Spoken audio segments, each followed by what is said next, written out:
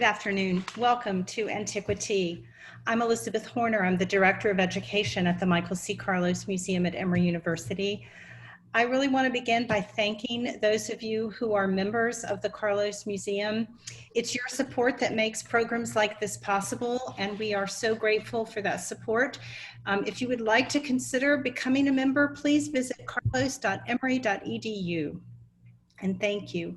Just a housekeeping note, if you'd like to submit questions for today's program, please use the Q&A function, and I will share those questions with our panelist and she will answer them live. For those of you who have attended programs like these in person at the Carlos, you know that antiquities are accompanied by afternoon tea and delicious scones that are provided by Chef Billy Allen and pastry chef Mike Carmody at Proof Bakery on DeKalb Avenue. We are so grateful to Chef Billy and his team at Proof for providing the recipe for these scones. And if you actually baked them, please let me know in the Q&A because I would love to pass that on to Billy. We are delighted to welcome Dr. Harshita Kamath, Koppaka Assistant Professor of Telugu Culture and History in Emory's Department of Middle Eastern and South Asian Studies. Dr. Kamath earned her BA at Emory and went on to complete a Master's of Theological Study at Harvard before returning to Emory to complete her PhD. She taught at Middlebury and UNC before coming back to Emory and joining the faculty in 2008. And immediately, actually even before she got to campus, she started incorporating Carlos Museum collections and exhibitions into her teaching, and we're so grateful to her for that. She's also, from the very beginning, was willing to share her expertise in programs like this one.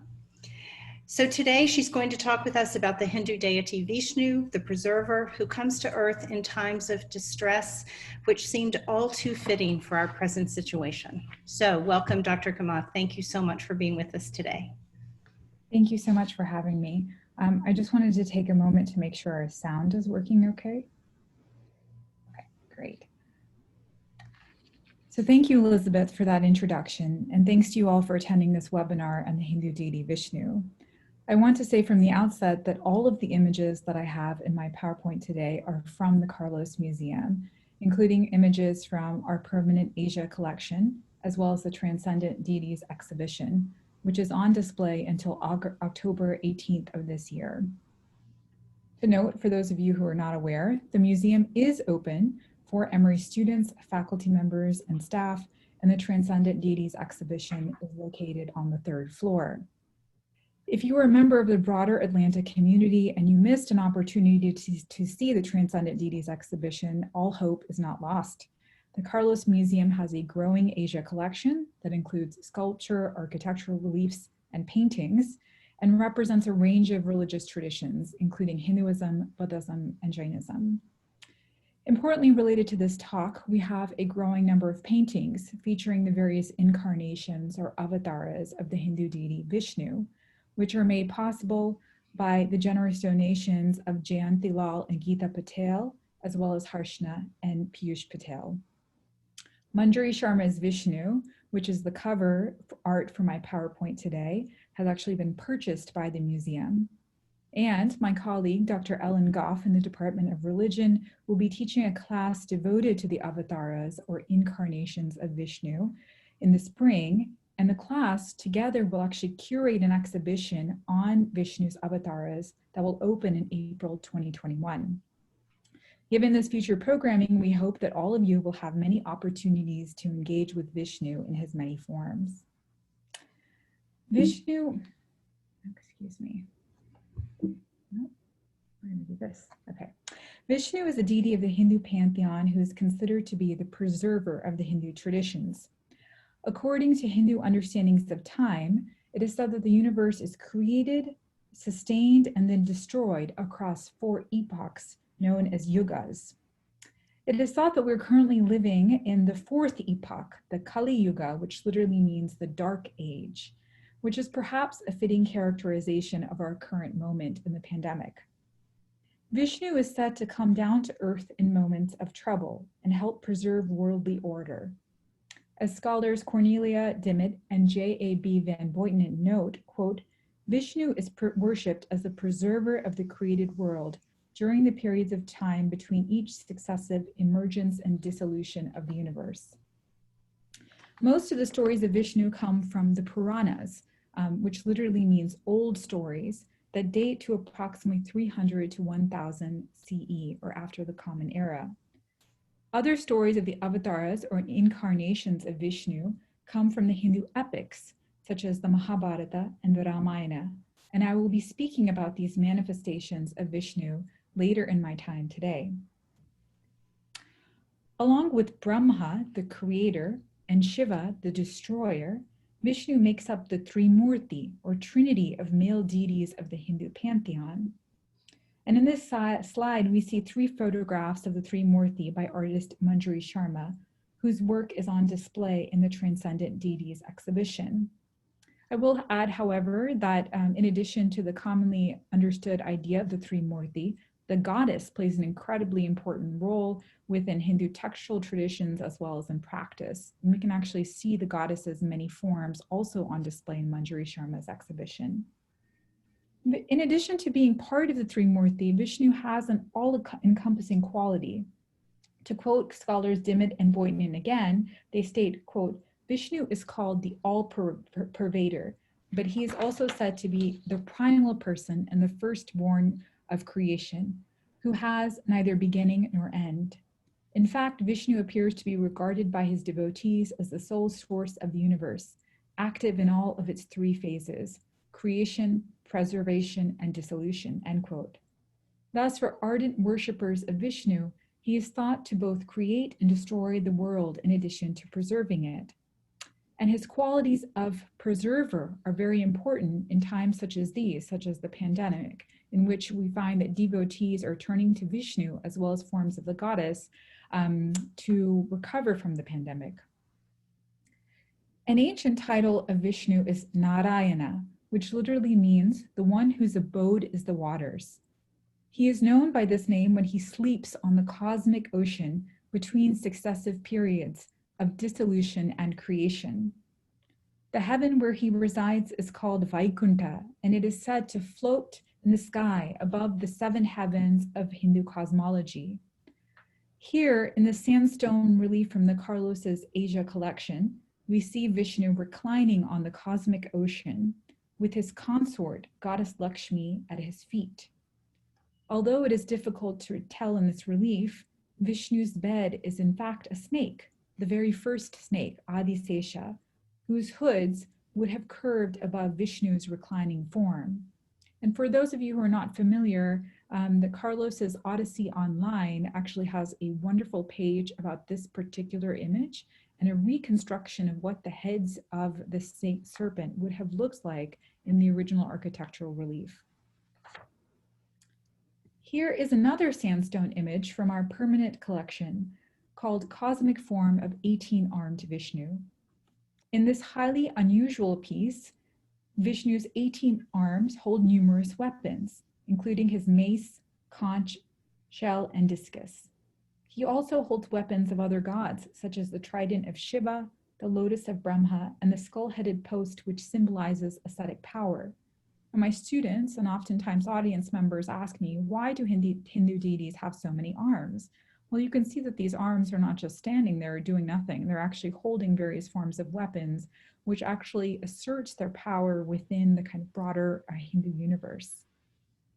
In the background of this architectural relief, we can see smaller images of 2 of Vishnu's avatars, the boar on the top left and the man-lion Narasimha on the top right. In this slide, we get an image of the standing Vishnu from Manjari Sharma's collection, Darshan, which is part of the Transcendent Deities exhibition. The hoods of the first snake, Adisesha, are much clearer in Sharma's photograph of Vishnu. You can see here that Vishnu wields 4 distinctive weapons in each of his hands: the mace, lotus, conch, and his discus, called Sudarshana. The cosmic ocean swirls under his feet, and the hoods of Adisesha, the first snake, protect his standing form. For those of you who are unfamiliar with the collection, Manjari Sharma utilizes human performers as her various deities and has created intricate sets that function as backdrops for her images. Since we cannot be in person in the museum, I wanted to give you a sense of the quotidian nature of Sharma's interactions with Vishnu. She says on her label, quote, "My dad always told me Lord Vishnu is the CEO of the universe. Naturally, I thought it wasn't going to be easy finding a fitting person to play the part. Of all the photographs, Lord Vishnu's, with his jewelry, his clothes, the set, the production timeline, and its intricacies, were by far the most flawless to achieve. My grandmother, who has now passed away, was an ardent devotee of Lord Vishnu. I feel somewhere her karma drove the shoot," end quote. In her collection, Sharma draws on the Hindu concept of Darshan, which is a term that means to see and be seen by a deity, in the context of a temple or a domestic shrine. In the culminating room of the Transcendent Deities exhibition, depicted here in this photograph, the museum goer steps into a temple-like space. The brass frame surrounding the photograph, the dim lighting in the room, and the direct gaze of the deities allow visitors to experience a taste of darshan, a point that many of my students mentioned when we visited the exhibition in the spring of 2020. Drawing on the work of scholar Carol Duncan, we can see how a secular museum space such as the Carlos transforms into sacred space through lighting, color, and sight, that is darshan. These two images are also from the Transcendent Deities exhibition and feature chromolithograph prints of well-known Indian artist Raja Ravi Varma. The painting on the left, Sesh Narayan, shows Vishnu flanked by his consorts, Sri Devi, the goddess of prosperity, and Bhudevi, goddess of earth. The same style of Vishnu in the center with his consorts on either side is present on the painting on the right, which depicts Vishnu seated on Garuda, the golden eagle who serves as his vehicle or vahana. The painting on the right also shows some unique features of the Raja Ravi Varma photographs or chromolithograph prints found in the exhibition, specifically embellishment on the surface of the chromolithograph print to enhance the beauty of the painting. We can think of such decorations not as tampering with art, but rather as forms of alankara or ornamentation, which practitioners might use to express their devotion to a particular deity. And I'll just add that this idea of ornamentation on a deity, that is to adorn, to dress them, to garland them with flowers, to give them clothes, is part of the upacharas or ritual practices that are done to deities within the context of a Hindu temple, but are also done within domestic spaces, particularly by women who care for their home shrines. The Ravi Varma portion of the Transcendent Deities exhibition is filled with multiple prints of Vishnu and his wife Lakshmi, the goddess of wealth, all with varying degrees of ornamentation. And in fact, there are a series of photographs, example of Lakshmi, in which it's the same photograph and ornamented in different ways in the exhibition. Ravi Varma is indeed influential to the ways in which Hindu deities are depicted across the Indian context and within the diaspora, and we can see his influences across the Transcendent Deities exhibition, spanning from the photographs of Manjari Sharma, which mimic Varma's style, as well as the paintings of Abhishek Singh. As preserver of the world, Vishnu is thought to come down to earth during times of trouble, particularly when a demon or Rakshasa is plaguing the world. According to the Puranas, if you remember that those are the texts that are old stories that have many stories of Vishnu, it is said that Vishnu has 10 incarnations or avatars, although the exact list of 10 differs depending on which text you consult and which Hindu you ask. Here, I've included a general list of the 10 avatars, although it's important to note that some lists include Balarama instead of number 6, Parasurama, and some do not include number 8, Krishna, because many Hindu practitioners consider Krishna to be God himself and not an avatar of God. Some believe that the Buddha on this list, for those of you who are observant, is the Gautama Buddha of the Buddhist traditions, while others view him as an entirely different Buddha. The final avatara on this list, Kalki, is yet to come, and it is thought that he will only appear at the dissolution of the current epoch, the Kali Yuga. For the remainder of my time, I will briefly discuss two of Vishnu's avatars, Krishna and Rama. So an important avatara of Vishnu is Krishna, who appears in the epic Mahabharata. The Mahabharata is one of the two great epics of the Hindu traditions. And to give you a sense of its scale, it is double the length of Homer's Iliad and Odyssey combined. It is a massive text. The epic tells of the great battle between the 5 Pandava brothers and their cousins, the Kauravas, numbering in 100. Krishna, depicted here, comes as an advisor to the Pandavas, particularly one of the brothers, Arjuna, during this battle called Kurukshetra. Faced with the difficult choice of fighting his family, right? So it's a battle between cousins. So Arjuna is faced with this difficult choice of fighting his cousins, and he decides to lay down his weapons on the battlefield and turns to Krishna for help. Krishna counsels Arjuna, and these teachings come to us in a well-known portion of the Mahabharata known as the Bhagavad Gita, or the Song of God. And for those of you who are unfamiliar with the text Bhagavad Gita, it was highly influential and it continues to be across the Hindu traditions. And it is even said that Henry David Thoreau took it to Walden Pond with him.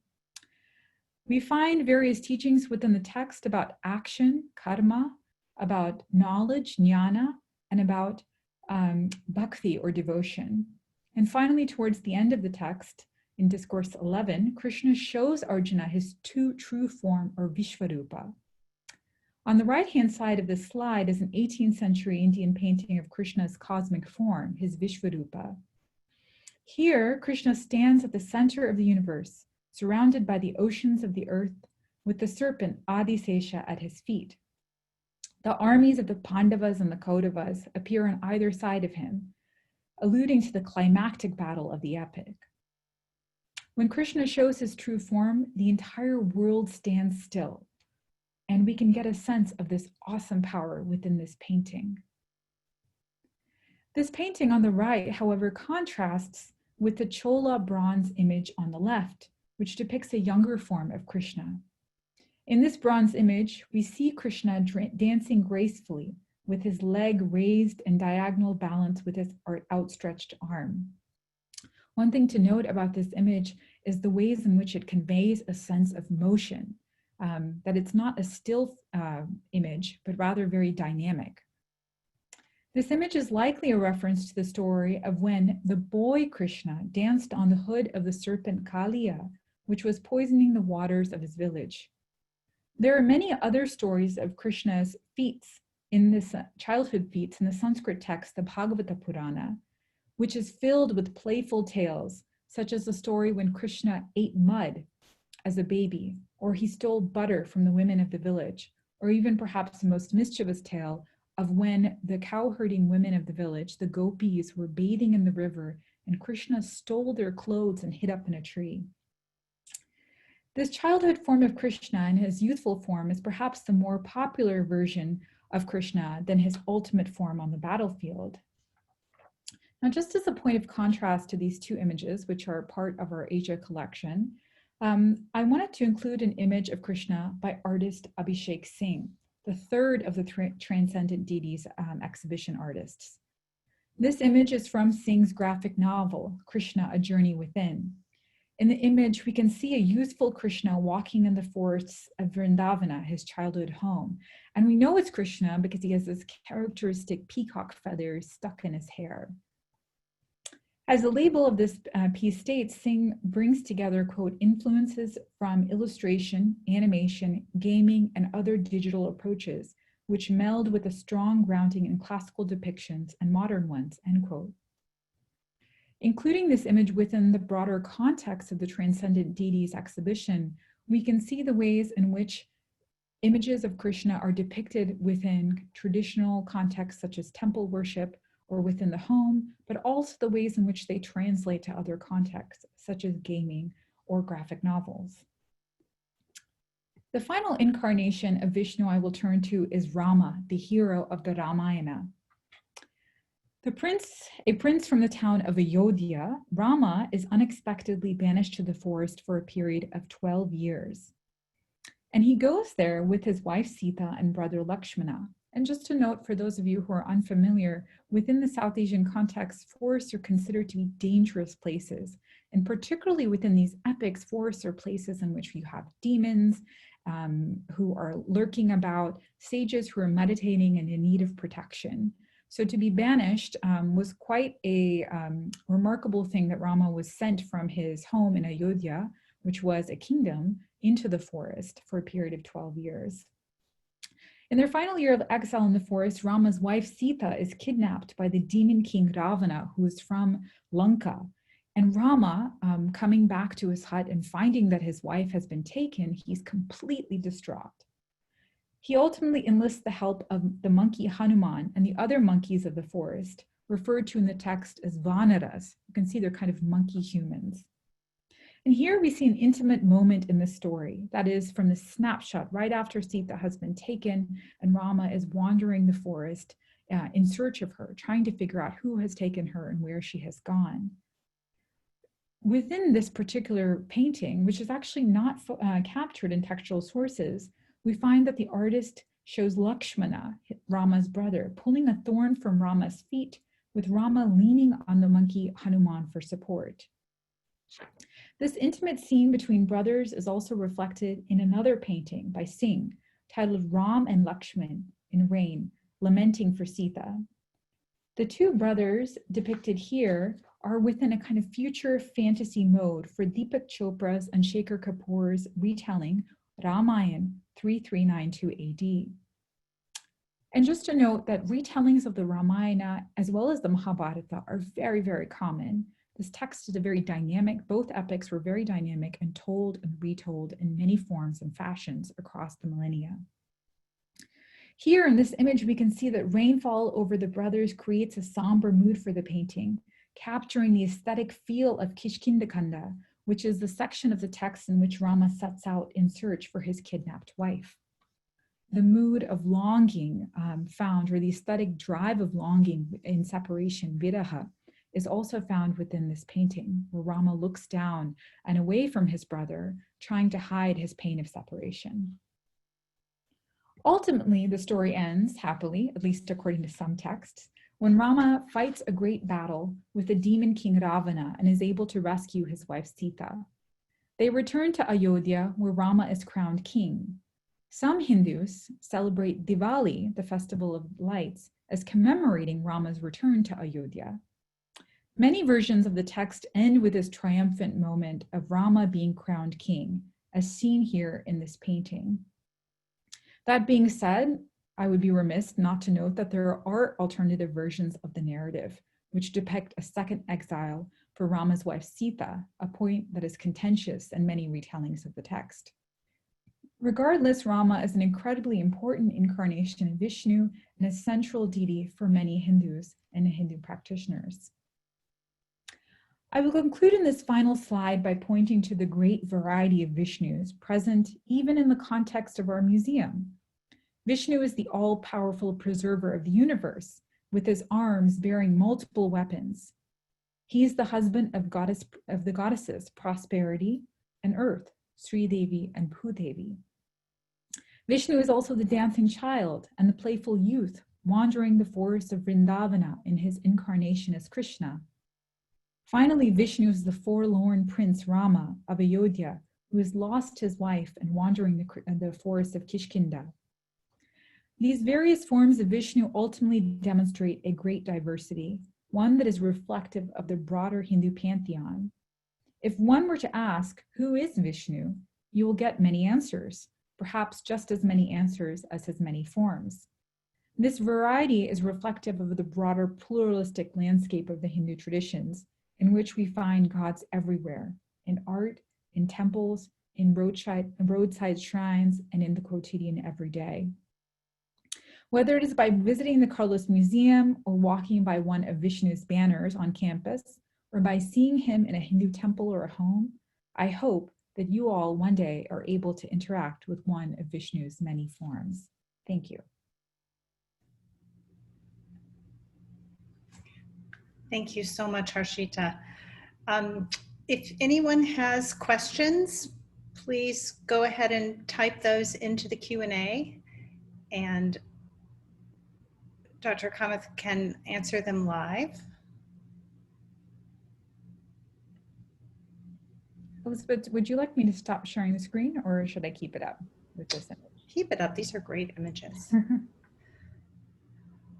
No one's typing in questions.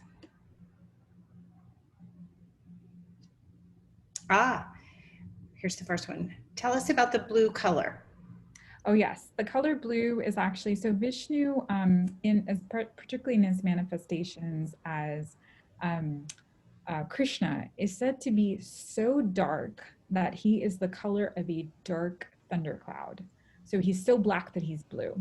And so we find his depictions varying across various contexts and across artistic representations over the years, in which sometimes this darkness really gets transformed into a kind of pale blue, perhaps as you can see on the right-hand side with Manjari Sharma's photograph of the standing Vishnu. But then sometimes it also gets translated into sort of darker skin tones, perhaps more along the lines of the left-hand side photograph. But it's important to note that within this context, there were many deities who had various shades of skin tones, and that to be dark was considered to be aesthetically appealing. One didn't necessarily always have to be fair. So we have various characters within the epics who were extolled for their luminous dark skin, Krishna included, as well as Draupadi, who's referred to Krishna, the female version of Krishna.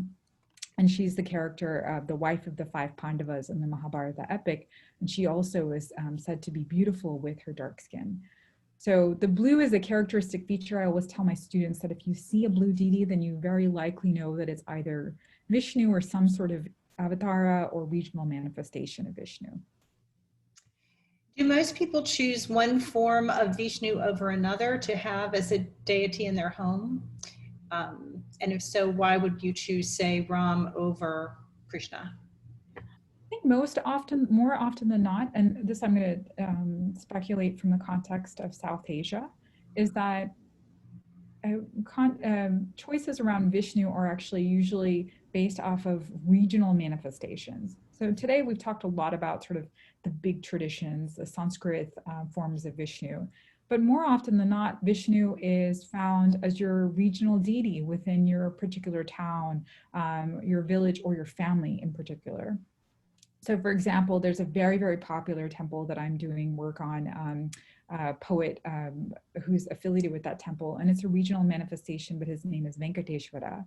And so it's quite possible that those who live around that area of southern India will more likely have or veer towards that form of Vishnu. And the ways in which Hindus interact with various forms of Vishnu is they might visit a pilgrimage site and then get a picture from the bazaar outside of the temple, and they carry it with them back to their homes, and then those pictures then adorn their home shrines. So they develop relationships in that way. But very often it's much more localized. It's the regional deity that's in the temple in your hometown, or it's the deity that your parents might have prayed to. Another question from a guest: was Radha ever Krishna's wife? And also, this presentation has been amazing. So Radha's an interesting example within the text. In the Bhagavata Purana, which is the text that I referenced here that talks a lot about Krishna's childhood days, she's barely referenced. There's this kind of passing, fleeting reference to one of the gopis, the cowherd girls, who ends up being his favorite. And for the most part, according to the kind of broader textual tradition, I'm sure that I'm going to say this with a lot of caveats, because within South Asia, you will find that every question will have the opposite answer as a possibility to answer that question. So within some parts of South Asia, it's thought that Radha was actually not Krishna's wife, and that love outside of the context of marriage was much like closer and more intimate. And so Radha is considered to be a gopi, an older gopi actually from the village, who Krishna develops a close relationship with. But he loves all the gopis.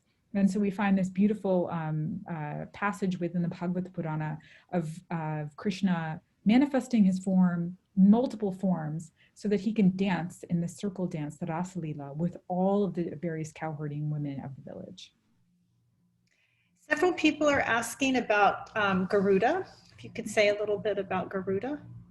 Yeah, so Garuda is the, here you can see that he's this golden eagle. I think that Ravi Varma's painting does a really great job of illustrating him. So when we use the word vehicle or vahana, and that seems like it's sort of just instrumental, as in Vishnu just rides Garuda to get from place to place. And he certainly does that. He does it within the context of the heavens. In a text, a 16th century text that I'm translating, Vishnu and his wife Satyabhama get on Garuda to travel from their earthly city of Dvaraka up to the heavens. But Garuda takes on a much more active role. He helps Krishna or Vishnu fight his battles. He's also said to have an antagonistic relationship with snakes. So we can see here that he's clasping the snake with his claws or talons.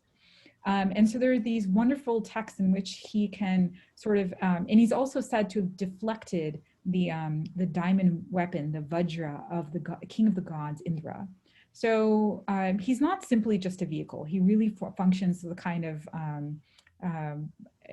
person who's alongside and in support of Vishnu when he travels to various parts of the world, depending upon which incarnation he's in. So you see Vishnu with Garuda when he is of this world, but you see him with Sesha when he is in between the cycles of time, and you wouldn't see those two together, correct? Generally not, but that's not to say that they're not invoked within imagery. So again, drawing on the 16th century text that I'm translating, we often always, when there's descriptions, the text is about Krishna and the ways in which he travels to the heavens to steal a tree that's supposed to give everlasting wealth for his wife. And so in almost all of the depictions of Krishna, it's said, Adisesha, the first snake, that's actually literally how we translated it within the text, first snake, because Adi means first, Sesha means snake. That he is always said to reside on that first snake. But then when he needs to travel from place to place, Garuda shows up to kind of help him along. So we can think about Vishnu as kind of existing in these multiple spaces, right? He is existing by sleeping on the cosmic ocean on Adisesha. It's also thought that the first snake, Adisesha, bears the burden of the earth. So these lovely portions of this text that I'm translating where someone stands and it pushes down the burden of the earth onto the hoods of the snake. But then we can also think about Vishnu as this kind of active mover, right? He moves across the earthly and heavenly realms and he rides Garuda when doing so. Our friend Scott Kugel has a question for you. These days, Onam is celebrated as a major holiday in Kerala, and Kerala is often imagined as having been created by Parasurama, an incarnation of Vishnu, when he struck with his axe and brought this Kerala coastline out from the sea. What is the importance of Parasurama as an avatar, and why do some substitute Balarama for him? That's a good question. I mean, I think it's more often the case that we find Parasurama as a depiction within the Avatara list than Balarama, but I just wanted to include the fact that that list is quite malleable depending on who you ask and which text you consult. Parasurama is a really interesting figure. We actually have an image of Parasurama within our Avataric list of collections. And I had two students 2 years ago actually write about that image. He is said to have various battles with various kingly figures, Kirata Virya Arjuna in particular. And in doing so, he brings about, right, with this imagined landscape where he draws his axe on the ground and it creates these rivers. And so within the text, he certainly has a very interesting and rather unique story. But I think for the most part, what's interesting about Parasurama is that he's not worshipped as much as you might find with some of the other avatars. So for example, we find temples and active worship practices in relation to Krishna, particularly in relation to Rama, but also for the forms of Vamana, which is the dwarf avatara, as well as Narasimha, the half man, half lion. And we find a little less so with Parasurama, I think partially because his story is rather unique. And several people are asking for a little more information on the epics. What are the epochs? Can you say more about the various epochs and the one we're in and the one to come? Yeah, so basically, I mean, all Hindu time is considered to be cyclical, and this actually extends across other South Asian traditions. So what I say is not just limited to the Hindu context, but a cyclical notion of time is perhaps also present within the Jain traditions. But they're considered to be four yugas, or epochs, or ages, if you will, and they kind of decline in terms of purity, and not really purity, but actually the decline is really in terms of dharma. So dharma is considered to be the kind of ordering force of the world. Some people translate dharma as to be religion, but I think that does dharma a disservice. I think it's much more capacious in that category. It can be one sacred duty in the world. And so it's said that across the four ages or epochs, that dharma declines. And so the epics are actually, in relation to kind of bringing the earlier question about epics in relation to the epochs, it's said that the Ramayana is actually considered to have occurred within this broader cosmology earlier, in an earlier portion of time, when dharma was still stable. And then by the time that we get to the third epoch, we find the Mahabharata really situated at the end. And so when we have this great battle on this battlefield between the Pandavas and the Kauravas, it really marks a dissolution of dharma, where dharma has really become a free-for-all and inaugurates the kind of Kali age, the Kali Yuga that we're in today. But I will just note that in terms of kind of eschatology, many traditions have this idea of a kind of pre-modern glorious past that was earlier in terms of time, and then at a current moment that is dark, and then a kind of yet to come, right? A future that will then kind of restore the order of the world. But within the Hindu context, again, it's very cyclical. So that when it dissolves, we'll just really recontinue within kind of life cycles of what are called manvantaras, or ages of Manu. And then Sarah writes, what is Vishnu's role in the Vedas? It seems that he doesn't play a very large role there. How does he become so important later on? Yeah, that's a really good question. I was looking at, again, this classical Hindu mythology reader by Cornelia Dimmitt and J.B. Van Boyten, and they make that point that we have Vishnu within the Vedas. And for those of you who are unfamiliar with what that means, the Vedas are the earliest recorded texts that we have of the Indian traditions. They were composed in Sanskrit, but they were never written down. They were transmitted orally. And the Vedas present us with a pantheon of deities who are primarily focused around issues around sacrifice, or yajna. And we have two of the major, we have Vishnu as well as Shiva present within the Vedic pantheon, but they're really secondary. I think by the time we get to the Puranas, we find that Vishnu really takes much more importance. And one thing that Dimmitt and Van Boyten note in their reader is that Vishnu within the Puranas becomes so important that then he kind of gets mapped back onto the epic texts, which are actually earlier in terms of date to the Puranas. So we find a kind of what's called a Sanskritization and a spreading Vishnuization of this particular deity, who then gets written on to Krishna and then also to Rama in the Ramayana. Do you have time for one more? Sure. Okay, last question, and we were not getting to all the questions, but somebody just asked if they were unfamiliar with the idea of the Buddha being an avatar, and if you could just say a little bit more about that and when that came to be. That's a good, I was looking this up because I wondered whether someone would ask me this question about the Buddha, so I wanted to caveat. Generally, the Puranic list actually doesn't include him as within the avatars of Vishnu. It includes a different Buddha who has his own story. He's said to be beautiful and he beguiles women, etc. So there's an entirely different narrative. The Buddha just literally means the enlightened one. So it comes from Sanskrit verbal root Buddh. So it could be a more generic term that could be applied to different characters within these narratives. However, that being said, one thing that scholars have noted is that the encompassing of the Buddha within this list of avatars is an example of the ways in which the Hindu traditions comes to respond to and sort of take into its fold other traditions.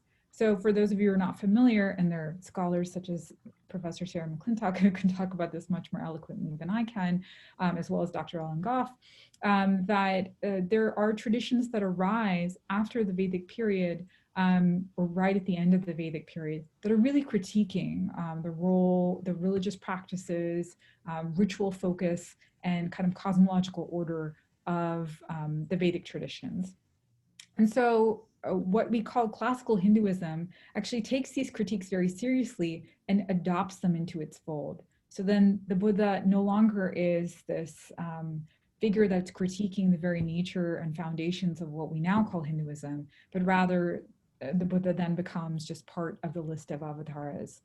So this is a contentious point. I doubt that Buddhists would agree that he would be a list of the avatars, but we can see a lot of flexibility in terms of the ways in which, one, the list is comprised and who decides what the list is, but also the ways in which traditions engage and interact with each other, which is a point that I always try to get my students to think about.